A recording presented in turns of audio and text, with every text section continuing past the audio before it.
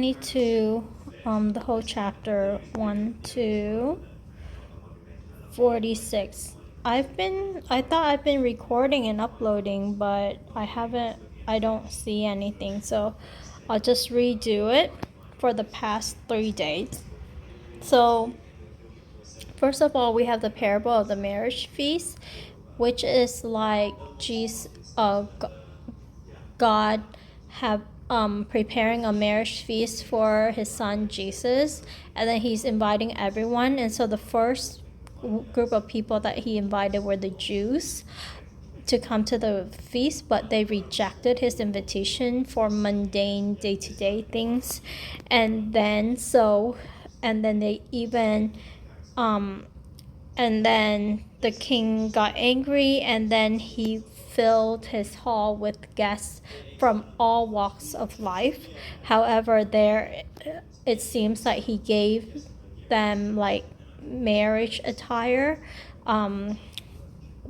which are like wedding clothes, but there were some, specifically a man there, who did not wear the attire that was prepared and desired by the king, but and so he asked why, and the man was speechless. The man can't answer, and that is a symbolism of how the attire, the wedding clothes, is like our cloth of salvation. When we don't go to God in our like rags, in our own work, and say, this is enough for me to get into heaven, you need to accept me for who I am.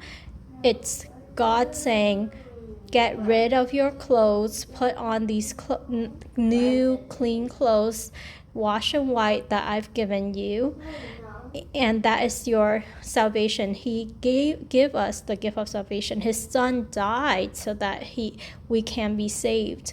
And so when we reject that, and then we want to show up, God is not going to let that slide. So the man, what stood out to me was the man was speechless.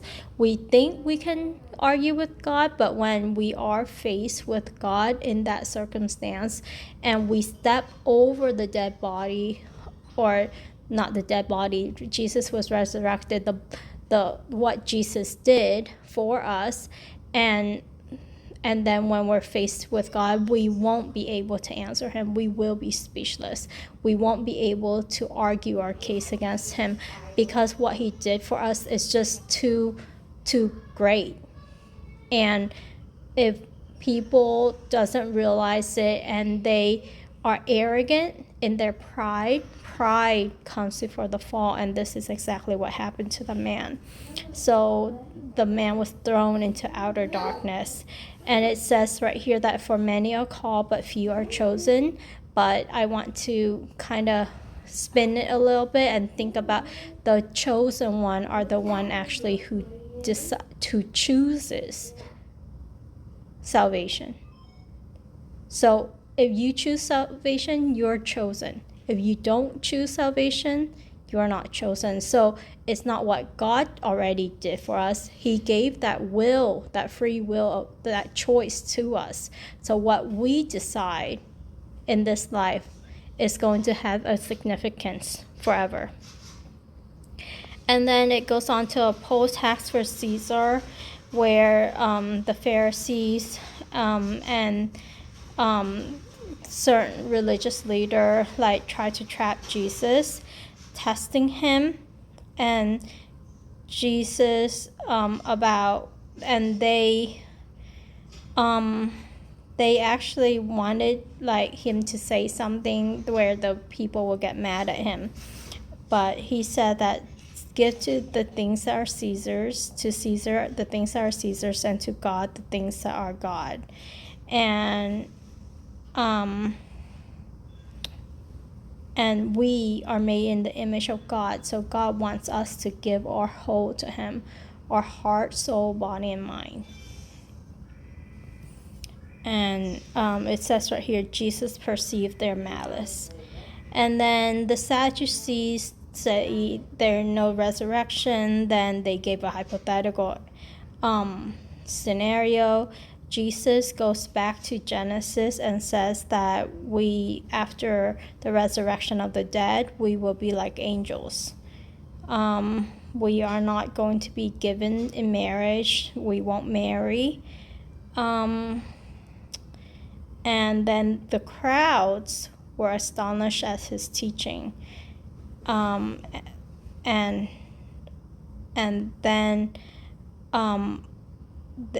the Pharisees had a lawyer to come and test him again about the greatest commandment, and Jesus summed the laws and the prophet up in love God, love people, as a paraphrase.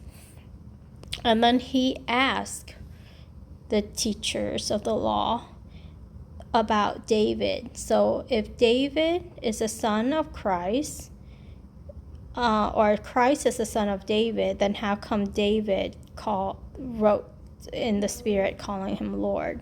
And they can't answer.